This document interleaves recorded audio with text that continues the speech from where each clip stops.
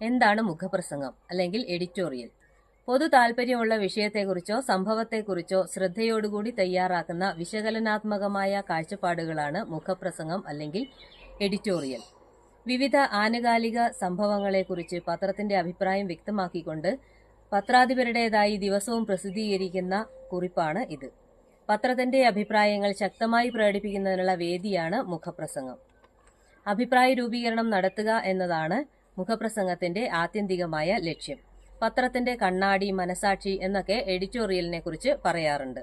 Leader, leading, article എന്നീ പേരുകളിലും മുഖപ്രസംഗം അഥവാ എഡിറ്റോറിയൽ അറിയപ്പെടുന്നു. മുഖപ്രസംഗം സ്ഥിരമായി അച്ചടിക്കുന്ന പേജിനെ എഡിറ്റോറിയൽ പേജ്, ലീഡർ പേജ് എന്നൊക്കെ വിളിക്കുന്നു.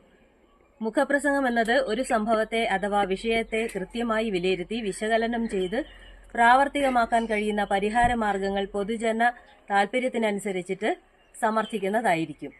പത്രത്തിന്റെയും പത്രാധിപരുടെയും നയങ്ങളും ആശയങ്ങളുമായി ഒത്തുപോകുന്നവയായിരിക്കണം മുഖപ്രസംഗങ്ങൾ.